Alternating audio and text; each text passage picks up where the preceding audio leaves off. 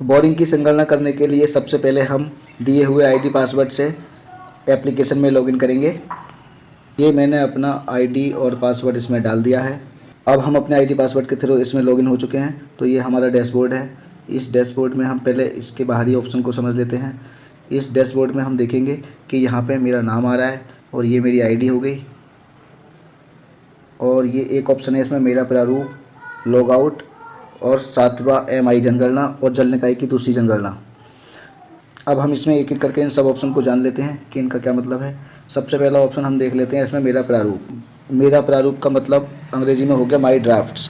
जब आप कोई भी योजना पूरी करेंगे या किसी भी योजना की जब आप संगणना कर लेंगे, चाहे वो आपका जल निकाय हो या वो आपकी बोरिंग हो, तब आपकी वो जब वहाँ पे आप फाइनल सबमिट करेंगे उसके बाद में वो योजना आपको मेरा प्रारूप में दिखाई देगी। और ये लॉग आउट का ऑप्शन है। अब ये है 7वीं एमआई जनगणना और ये है जल निकाय की दूसरी जनगणना। 7वीं एमआई जनगणना का मतलब हो गया कि एमआई मतलब माइनर इरिगेशन, इसकी जो योजनाएं हैं उनकी 7वीं संगणना है ये। और जल निकाय मतलब तालाबों की ये दूसरी जनगणना है। इसकी पहली जनगणना हो चुकी है और इस बोरिंग की इससे पहले 6 जनगणना हो चुकी है, जबकि तालाब की केवल एक हुई है, तो ये दूसरी है। तो ये दोनों काम हमें एक से करने हैं। चलिए अब हम देखेंगे कि हमें बोरिंग की संगणना किस प्रकार करनी है। तो सबसे पहले हम जाएंगे, ये 3 डॉट हैं ऊपर हमारे ऊपर जो ये 3 लाइन है इस पर हम क्लिक कर लेंगे।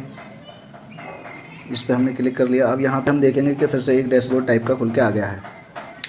हमें बोरिंग की संगणना का कार्य करना है। तो बोरिंग की संगणना जो आएगी वो हमारे एमआई जनगणना के अंतर्गत भूमिगत जल योजनाओं में आएगी। अगर हमें किसी बोरिंग की संगणना करनी है तो वो हमें इस वाले ऑप्शन के थ्रू करनी पड़ेगी। अब यहाँ ध्यान देने वाली बात यह है कि जिस गांव में हम संगणना करने गए हैं उसमें हमें बोरिंग की संगणना का कार्य 2 तरीके से करना पड़ेगा। सबसे पहले उसमें कुछ योजनाएं पहले से मैप हो सकती हैं या फिर हम उसमें नई योजनाएं जोड़ेंगे। तो अब हमें इसमें 2 तरीके की योजनाएं मिलेंगी। जो पहले से मैप होंगी वो तो उनके नाम इसमें खुल जाएंगे। दूसरा यह है कि कुछ योजनाएं नई भी जोड़नी हैं। बोरिंग की संगणना करने के लिए हम भूमिगत जल योजनाओं पर क्लिक कर लेंगे तो हमारा इस प्रकार का एक डैशबोर्ड खुल के आएगा जिसमें ये ऑप्शन हमें सब फिल करने पड़ेंगे। तो चलिए अब शुरू करते हैं कि बोरिंग की संगणना हमें किस प्रकार से करनी है। सबसे पहले ये है पहचान का विवरण। इसमें आपके राज्य का नाम पहले सेलेक्ट होगा, जिले का नाम सेलेक्ट होगा और खंड या तहसील सेलेक्ट होगी। इसमें हम कोई भी बदलाव नहीं कर सकते। ग्राम में आपको उस गांव का नाम दिखाई देगा जिस गांव के लिए आपको मैप किया गया है या जिस गांव की आपको संगणना करनी है। तो हम यहाँ पे देख लेते हैं कौन कौन से गांव हमें मैप हुए हैं। तो सबसे पहले हमारा ये कुछ गांव हैं हमारे, ये खोल रहे हैं। चलिए अब हम अपने गांव को सेलेक्ट कर लेते हैं। जैसे हमने अपना गांव सेलेक्ट किया, इसमें लिखा हुआ आया no GWS found in previous census for selected location, click on plus icon to add new one. GWS का मतलब यहाँ पे ग्राउंड वाटर स्कीम से है, भूमिगत जल योजना है, जैसे कि आप ऊपर भी देख पा रहे होंगे। ये इसी का इंग्लिश रूप है, शॉर्ट फॉर्म। इसका अर्थ ये हुआ कि इस गांव में इससे पहली जो 6ठी संगणना हुई थी उस संगणना में इस गांव की योजनाओं को मैप नहीं किया गया है। अगर 6ठी संगणना में इस गांव की योजनाओं को मैप किया गया होता तो यहाँ पे एक लिस्ट खुल के आ जाती।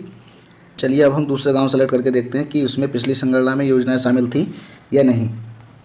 जैसे हमने अपने दूसरे गाँव पर सेलेक्ट किया, उसमें ये देखो हमें योजनाएँ पहले से दिखाई देने लगी। ये योजनाएँ इसमें पहले से ही हैं। इसका अर्थ ये हुआ कि इनकी संगणना 6ठी संगणना में की गई थी। इसमें आपको जिस किसान की संगणना पहले की गई थी उस योजना की क्रमांक, योजना का प्रकार इसमें है नहीं, दिया नहीं है, वो आपको भरना है खुद। स्वामित्व प्राइवेट उसका पर्सनल बोरिंग है और ये इस खसे नंबर में है। अगर जैसे हमने इस गांव में सेलेक्ट किया तो इसमें ये योजनाएं खुल के आ गई। अब हम यहाँ पे योजना के प्रकार द्वारा सेलेक्ट कर लेंगे। ट्यूबवेल ही होते हैं हमारे यहाँ पे, ज़्यादा डगवेल होते नहीं, डगवेल, लेकिन ये ट्यूबवेल है हमारे यहाँ पे, ट्यूबवेल की स्कीम है तो हम ट्यूबवेल सेलेक्ट कर लेंगे। और ये यहाँ पर लिस्ट पूरी खुल के आ गई। अब हमें संगणना करनी है तो जैसे ही हम इनमें से किसी योजना पर सेलेक्ट करेंगे उसका नाम नीचे खुल के आ जाएगा। देखिए मैं 7 नंबर पर क्लिक करता हूँ तो इसका नाम यहाँ पे नीचे खुल के आ जाएगा 4 नंबर में, योजना का स्वामी के नाम में।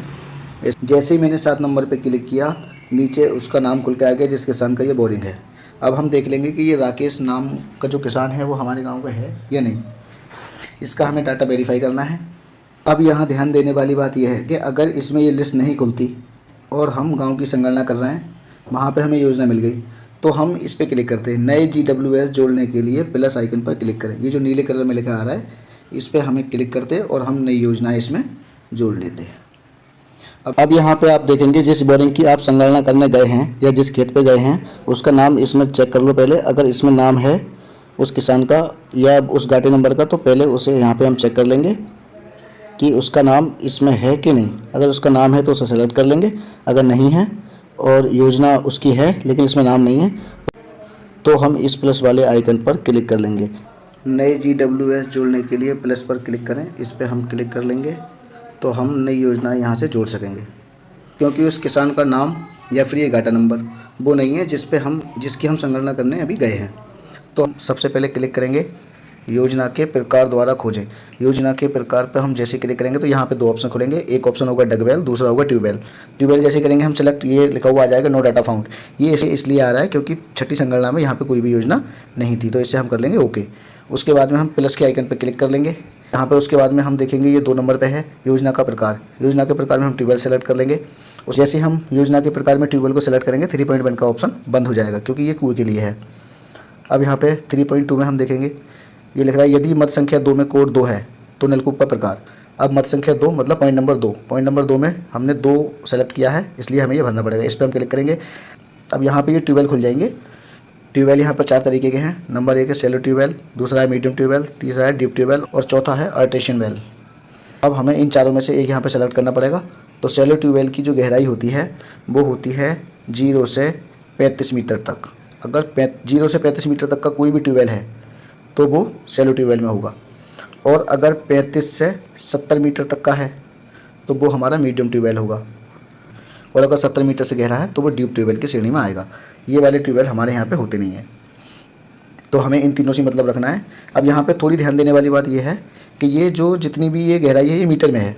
आप जब जाओगे तो आपको लोग फिटों में बताएंगे कि इतने फिट है, 200 फिट है या 300 फिट है, तो उसे हम कन्वर्ट कर लेंगे। उसके हिसाब से हम यहाँ पर एक ऑप्शन सेलेक्ट कर लेंगे। तो चलिए अब मैं इसमें सेलेक्ट कर लेता हूँ सेलो ट्यूबवेल, क्योंकि अधिकांश ट्यूबवेल यहाँ पर आपको 70 या 100 फीट से नीचे मिलेंगे, तो वो हम उसमें सेलेक्ट कर लेते हैं सेलो ट्यूबवेल। तो चलिए अब हम चलते हैं अगले पॉइंट पर। अगला पॉइंट है योजना का स्वामी। योजना के स्वामी का मतलब हुआ कि ये बोरिंग किसका है, इसका मालिक कौन है। तो अब हम इसमें देख लेते हैं कौन कौन से ऑप्शन आ रहे हैं। हम इस पर क्लिक करते हैं तो यहाँ पे हमें 6 ऑप्शन खुल के आए हैं। अब इनका हम मतलब समझ लेते हैं क्या है इनका मतलब। सबसे पहला है गवर्नमेंट ओन, क्या ये सरकार का है। कोऑपरेटिव, क्या ये कोऑपरेटिव वालों का है या ये पंचायत का है। या owned by group of farmers, क्या ये समूह का बोरिंग है। या फिर owned by individual farmer, owned by या other. Owned by individual farmer का मतलब हो गया एक किसान का। तो साथियों जब हम संगणना करेंगे तो अधिकांश बोरिंग आपको इसी कैटेगरी के मिलेंगे जो ओन्ड बाई इंडिविजुअल फार्मर के होंगे, अर्थात ये एक ही किसान का बोरिंग होगा। तो इसे हमें ध्यान रखना है। तो चलिए अब हम इसमें सेलेक्ट कर लेते हैं पॉइंट नंबर 5 इंडिविजुअल फार्मर। जैसे हमने यहाँ पे पॉइंट नंबर 5 पे क्लिक किया इंडिविजुअल फार्मर पे, यहाँ पे नाम लिखने के लिए जगह आ गई। हम किसान का नाम लिख लेते हैं। अभी मैं आपको बताने के लिए एक नाम ऐसे लिख लेता हूँ, ये मैंने लिखा। और आप उस योजना पे खड़े होंगे जब आप संगणना कर रहे होंगे तो वहाँ के आप लैटिट्यूड लॉन्गिट्यूड पहले तो खुद ही आ जाएंगे यहाँ पे नीचे। अगर नहीं आए तो आप भौगोलिक स्थान प्राप्त करने पर क्लिक कर लें। जैसे हम इस पर क्लिक करेंगे हमारी लैटिट्यूड और लॉन्गिट्यूड दोनों आ जाएंगे। उसके बाद में यहाँ तक का हमारा फॉर्म भर गया है। अब चलते हैं आगे। जैसे हम अगला पे क्लिक करेंगे ये ऊपर जो बुनियादी विवरण आ रहा है पीले रंग का, ये योजना विवरण पर चला जाएगा। ये देखिए जैसे मैंने इस पर क्लिक किया ये इस पर आ गया। अब हम जिस खेत पर बोरिंग की संगणना करने गए हैं उसका हमें खसरा नंबर डालना पड़ेगा, जो हम खेत के मालिक से पूछ सकते हैं कि इसका नंबर क्या है, या फिर हम मैप की सहायता से ही पता कर सकते हैं। तो मान लिया मैं अभी एग्जाम्पल के तौर पे इसमें 100 भर लेता हूँ। अब इसमें अगला पॉइंट है स्थिति विवरण ऑब्लिक सीमा चिन्ह। इसका मतलब ये हुआ कि आप जिस बोरिंग की संगणना कर रहे हैं उसके पास की कोई ऐसी पहचान लिख दो जिससे हमें बाद में इस बोरिंग की पहचान हो सके कि ये बोरिंग यहाँ पे है। जैसे लिख सकते हैं पक्की सड़क के पास, इस तरीके से। जैसे हम लिख सकते हैं इसमें बिजली के खंभे के पास, या वहाँ पे कोई बहुत पुराना पेड़ हो या फिर कोई चक्रोड हो, हम इसमें उसका जिक्र भी कर सकते हैं। इसका मतलब ये है कि बाद में हमें उस बोरिंग की पहचान पड़ जाए, इस तरीके से कुछ भी हम वहाँ पे पहचान उसकी लिखेंगे। अब हम चलते हैं अगले पॉइंट की ओर। इसमें अगला पॉइंट है स्वामी का समग्र भू स्वामित्व केवल एकल किसान के मामले में इन हेक्टेयर। इसका अर्थ ये है कि जिस किसान के बोरिंग की हम संगणना करने गए हैं उसके पास कितनी ज़मीन है, वो भी हेक्टेयर में। हेक्टेयर में वो एक भी हो सकती है, 2 भी हो सकती है, 3 भी हो सकती है, ज़्यादा भी हो सकती है, तो वो हम यहाँ पे लिख देंगे। तो अभी मैं इसमें लिख देता हूँ 2 हेक्टेयर, या फिर तो अभी मैं एग्जाम्पल के लिए इसमें 1 हेक्टेयर लिख देता हूँ। अगला पॉइंट है स्वामी का सामाजिक वर्ग, तो इसमें हम सेलेक्ट कर लेंगे, तो इसमें कैटेगरी खुल जाएगी, schedule caste, schedule tribe, OBC, other. अब इन चारों में से हम देख लेंगे जिस किसान की बोरिंग की संगणना करने हम गए हैं वो किस कैटेगरी का है, मतलब जिसका पीछे हमने नाम भरा था उसी की हमें यहाँ पे कैटेगरी लिखनी है। अगर वो ओबीसी का है तो 3 नंबर, अगर वो सामान्य का है तो हम 4 नंबर भर देंगे, एससी का है तो 1 नंबर भर देंगे। तो इसमें मैं सामान्य का मान लेता हूँ, तो इसमें हम अदर पे क्लिक कर देंगे। अब इसमें अगले पॉइंट में पूछ रहा है स्वामी का लिंग, महिला, पुरुष, ट्रांसजेंडर, तो हमने पुरुष का नाम पीछे भरा था तो हम इसमें मेल कर देंगे। उसके बाद में ये पूछेगा योजना की स्थापना का वर्ष। योजना की स्थापना के वर्ष पे जैसे हम क्लिक करेंगे तो यहाँ पे ये ऑप्शन इस तरीके से खुल के आ जाएंगे। अब हम इसमें देख लेंगे कि ये कौन से वर्ष में ये योजना स्थापित हुई है, या इस योजना का निर्माण कौन से वर्ष में हुआ है, मतलब ये बोरिंग कब हुआ है। तो इसमें हम अगर ये 2018-19 से पहले हुआ है तो नंबर 1 कर लेंगे, और 19-20 में हुआ है तो 2।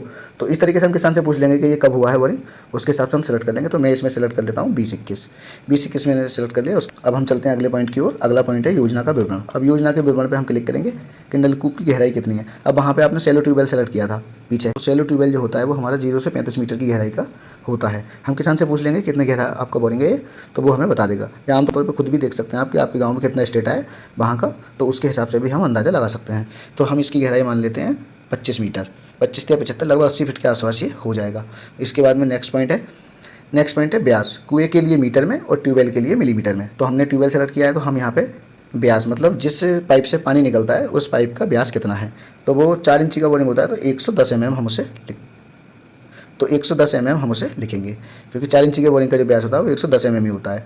अब ये पूछ रहा है बोर की गहराई मीटर में, की गहराई कितनी है मीटर में, तो ये ऑप्शन हमें बंद मिलेगा क्योंकि ये बोर की पूछ रहा है, और हमारा क्या है, हमारा ट्यूबवेल है। अगर हम सबसे शुरू में डगवेल हमने सेलेक्ट किया होता तो हमें ये गहराई भरनी पड़ती, लेकिन हमने वहाँ पे ट्यूबवेल सेलेक्ट किया था, तो इसलिए हमें यहाँ पे ये ऑप्शन हमें बंद मिलेगा। इसके बाद में अगला ऑप्शन है समीपवर्ती कुएँ और नलकूप की दूरी मीटर में, मतलब जिस योजना पे आप खड़े हैं, जिस बोरिंग पे आप खड़े हैं उससे दूसरा बोरिंग कितनी दूरी पर है। तो ये हम खुद भी देख सकते हैं और वहाँ से पूछ भी सकते हैं किसान से कि भाई दूसरे किसान का बोरिंग यहाँ से कितनी दूर है, तो वो आमतौर पर 100-150 मीटर दूर होता ही है। तो हम इसमें सेलेक्ट कर लेंगे 150 मीटर। उसके बाद में हम अगले पे क्लिक कर लेंगे, जैसे अगले पे क्लिक करेंगे पीले वाला अगले वाले कॉलम में चला जाएगा। अब हम इसमें अगले वाले पे क्लिक कर लेते हैं, तो ये देखो ऊपर आ गया लागत विवरण में। अब हम योजना की लागत विवरण भरेंगे। तो इसमें पॉइंट 9 क्या है, योजना की निर्माण की लागत। तो योजना की निर्माण की लागत जो है हम किसान से पूछ लेंगे कि आपने जो ये बोरिंग कराया है इसमें आपका कितना खर्च हो गया था, या फिर हम उसकी गहराई के अनुसार भी इसका अंदाज़ा लगा सकते हैं। अब साथ ही यहाँ पे ध्यान देने वाली बात यह है कि ये लिख रहा है योजना निर्माण की लागत, और नीचे पॉइंट नंबर 6 में मशीनरी का मूल्य। मशीनरी का मतलब हो गया इंजन, सेलो ट्यूबवेल के मामले में हो गया इंजन। और अगर हम गहरे या मध्यम गहरे, मतलब अगर हम 0 से 35 मीटर वाले बोरिंग की संगणना कर रहे हैं तो उसमें हमें यहाँ पे इंजन का मूल्य भरना पड़ेगा। और अगर हम 35 से 70 मीटर वाले की कर रहे हैं तो उसमें आमतौर पर समरसेबल ही लगा होता है, तो हमें समरसेबल का मूल्य इसमें भरना पड़ेगा। अभी मैं इसमें योजना निर्माण की लागत भर देता हूँ। केवल योजना निर्माण मान लिया, वो योजना निर्माण टोटल उसकी हुई है 15,000 रुपये की। 15,000 रुपये में उसका बोरिंग हुआ है, जिसमें उसका सामान भी होगा, पाइप वगैरह, और उसके ड्रिलिंग कार्य, ड्रिलिंग मतलब जो मशीन आती है उसका खर्च बोरिंग करने की जो मशीन होती है उसका जो खर्च होता है वो हम इसमें भर देंगे जोड़कर। मशीन मूल्य आमतौर पर जो इंजन होता है वो लगभग 17-18 हज़ार का आता है, तो इसमें हम 18,000 भर देंगे। और ये है वर्ष 2023 के दौरान रखरखाव की स्थिति। अब दोस्तों ये वर्ष 2023-24 ही क्यों दिया है यहाँ पे, ये 23-24 इसलिए दिया है क्योंकि हम जो संगणना कर रहे हैं, हम जो काउंटिंग कर रहे हैं वो केवल 2023-24 तक जो बोरिंग हुए हैं केवल उन्हीं की कर रहे हैं, इसलिए ये तब की पूछ रहा है लास्ट टाइम की, कि इसमें 23-24 के दौरान रखरखाव की लागत। तो छोटे बोरिंग होते हैं उसमें 1,500 रुपये साल में खर्च हो ही जाते हैं। कुछ ना कुछ ख़राब हो जाता है, जैसे फ्लिंच वगैरह, उसकी बाल वगैरह, कई चीज़ें होती हैं उसमें, तो वो ख़राब हो सकती हैं, तो उसमें हम इसमें रखरखाव में उसकी वो भर सकते हैं। तो उसमें कई चीज़ें होती हैं वो हम इसमें भर सकते हैं। तो लगभग चलो मैं इसमें 1,500 आप भर सकते हैं, तो मैं इसमें 2,000 रुपये भर देता हूँ। अब हम चलते हैं अगले पॉइंट की ओर। अगला पॉइंट है 10 पॉइंट का है और वित्त पोषण के प्रमुख स्रोत। चलिए इस पर क्लिक कर लेते हैं, तो हमारे सामने इस तरीके से ऑप्शन खुल के आ जाएंगे। तो इसमें हम देखेंगे कि जब वो योजना उसने स्थापित की थी या जब वो बोरिंग उसने कराया था तो क्या उसने लोन लिया था, या गवर्नमेंट फंड से, या ऑन सेविंग से, या मनी लेंडर से, या अदर। तो इसमें आमतौर पे जो किसान होते हैं वो खुद ही कराते हैं, तो इस पर हम ऑन सेविंग पर 3 नंबर पर क्लिक कर लेंगे। उसके बाद में यहाँ पे सेलेक्ट कर लेंगे हम अदर।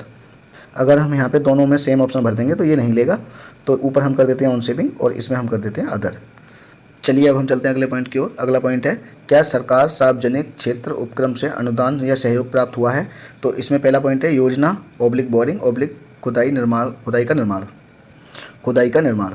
तो हम किसान से पता कर लेंगे कि भाई जब आपने ये बोरिंग कराया था तो आपका इसमें कितने रुपए खर्च हुए थे, या फिर हम ऊपर के हिसाब से ही भर सकते हैं जो हमने ऊपर भरा था। तो ऊपर हमने जो भरा था योजना निर्माण की लागत भरी थी 15,000 रुपये, तो उसके हिसाब से हम इसमें खुदाई का भर देंगे, लगभग 6,000 रुपये का बोरिंग हुआ होगा। और अगला है मशीनरी जल प्रणाली का मूल्य, तो लगभग 18,000 का हमारा इंजन था, तो हम वो इसमें भर देंगे। और ये जो हम लागत भर रहे हैं वो हम भर रहे हैं उथले बोरिंग की, क्योंकि हमने पीछे सेलेक्ट किया था सेलो बोरिंग।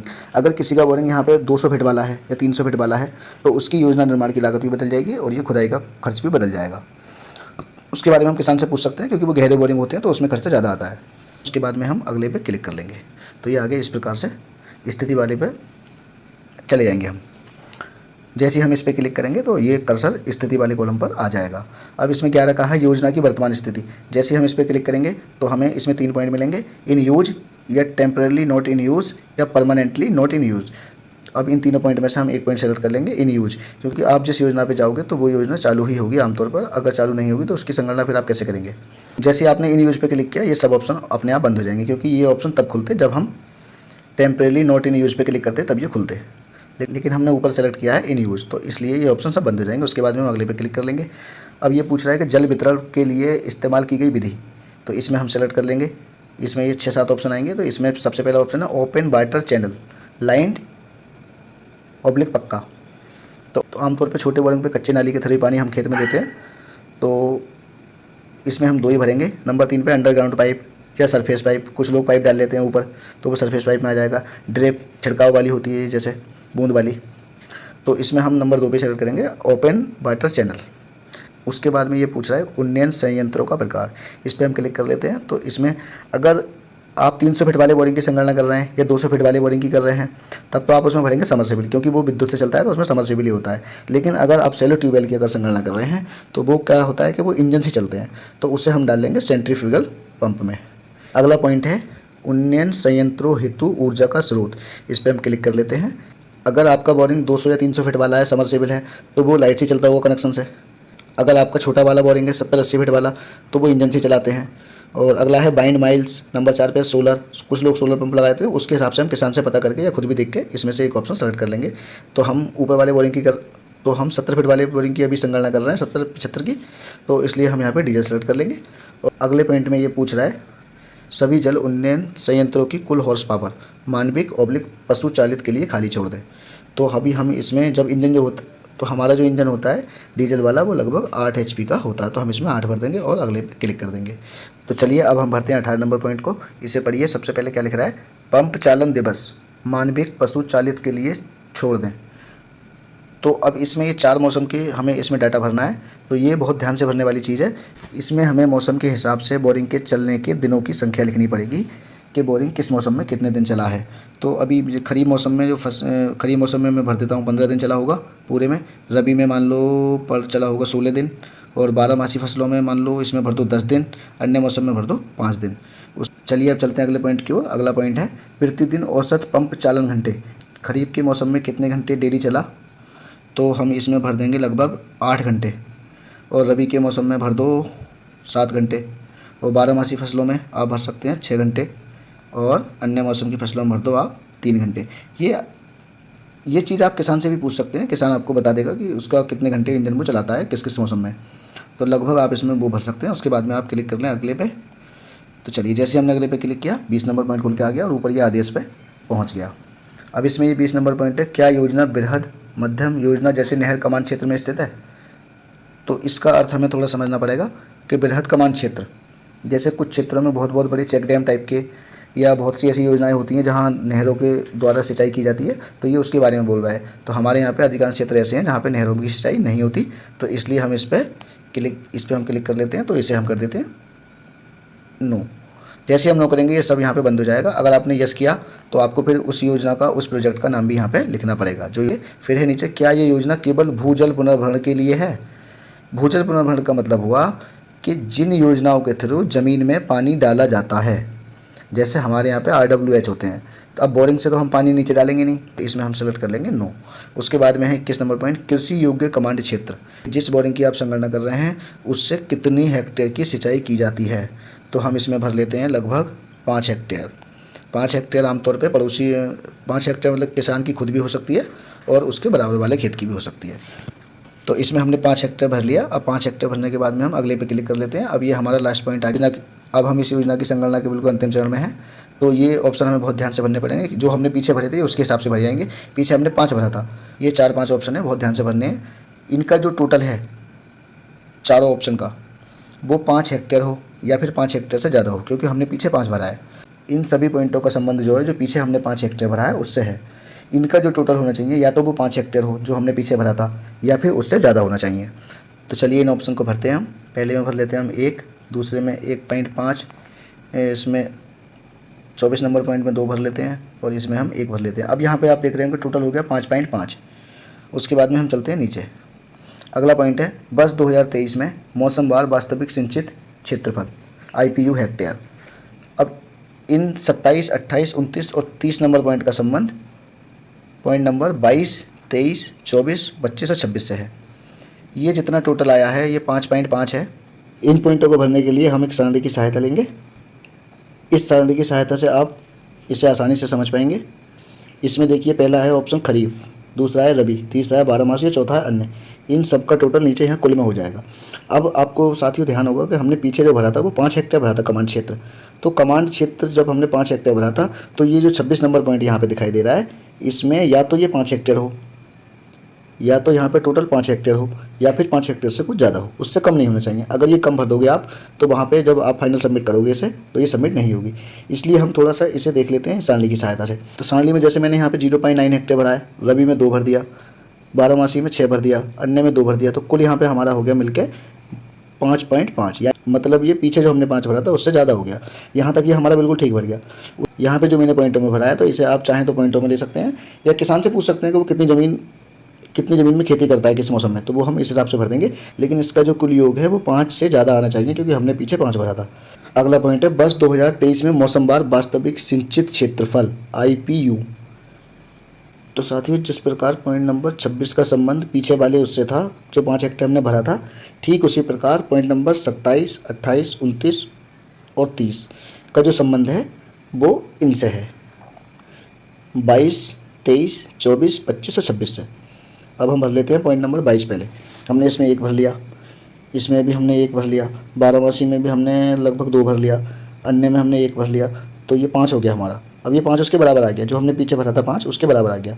उसके बाद में हम चलेंगे इस पे 27 पे, 27, 28, 29, 30 इनका जो योग होना चाहिए वो टोटल पॉइंट नंबर 26 के योग से कम होना चाहिए।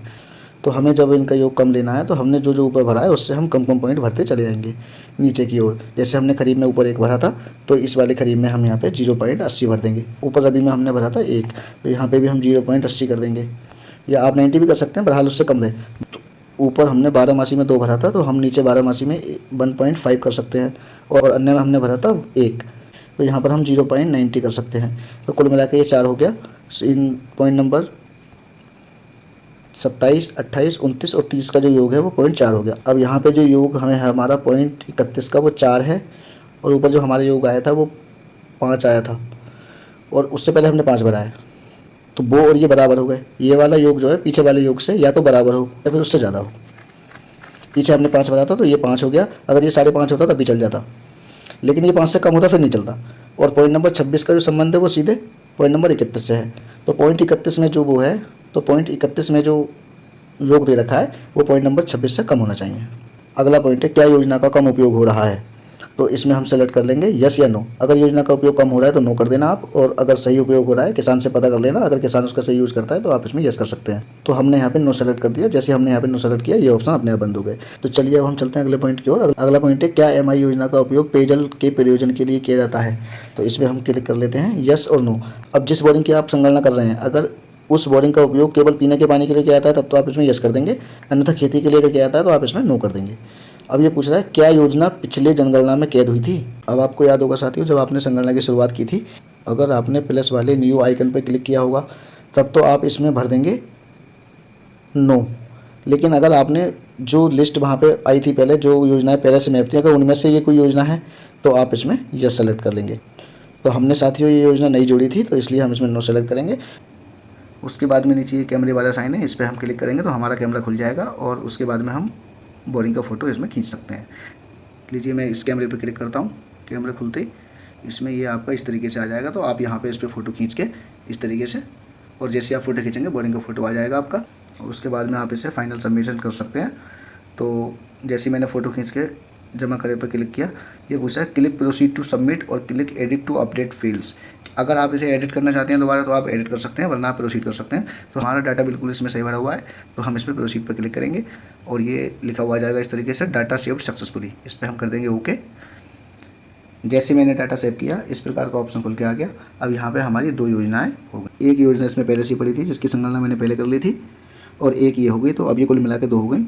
अब यहाँ ध्यान देने वाली बात यह है साथियों कि वहाँ से हमने फाइनल सबमिशन कर दी, लेकिन अभी ये अपलोड नहीं हुई है। तो अपलोड करने के लिए हमें जाना पड़ेगा मेरा प्रारूप में। तो चलिए चलते हैं मेरा प्रारूप में। जैसे मैंने मेरा प्रारूप पर क्लिक किया, इस प्रकार का डैशबोर्ड आपके सामने आ जाएगा। चूँकि हमने संगणना GWS की थी तो हम GWS पे क्लिक कर लेंगे। इस प्रकार से ये आपके सामने आ गया। तो हमने अभी जो की थी संगणना वो की थी हमने, जिसका खसरा नंबर हमने 100 डाला था।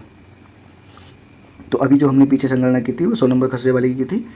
तो साथियों अगर आपसे कोई भी डाटा गलत भर गया है तो आप यहाँ पे जाके एडिट भी कर सकते हैं, ये पेंसिल के साइन पे क्लिक करके। और अगर डाटा आपका ठीक है तो आप यहाँ पे बादल वाले ऑप्शन पे इस पर क्लिक करेंगे अपलोड, तो ये अपलोड हो जाएगी और यहाँ से इसका नाम हट जाएगा। अगर आपको ये डिलीट करनी है तो आप डिलीट वाले ऑप्शन पे भी क्लिक कर सकते हैं। तो ये ना तो अपलोड होगी और ना यहाँ पे रुकेगी, ये बिल्कुल डिलीट हो जाएगी। इसका डाटा पूरा डिलीट हो जाएगा जो भी आपने भरा होगा। लेकिन अगर आपको ये देखना है कि हमने क्या क्या डाटा भरा है तो आप यहाँ पे आँख वाले आइकन पे क्लिक कर लेंगे, तो ये पूरा डाटा आपके सामने इस प्रकार से खुल जाएगा जो भी आपने भरा होगा। तो इस प्रकार से देखो सब यहाँ पे पूरा डाटा आ रहा है, जो आपने भरा होगा वो सब यहाँ पे आ जाएगा। तो इस प्रकार से आप अपने भरे हुए डाटा को देख भी सकते हैं, और ये इस प्रकार से पूरा डाटा आप चेक कर सकते हैं।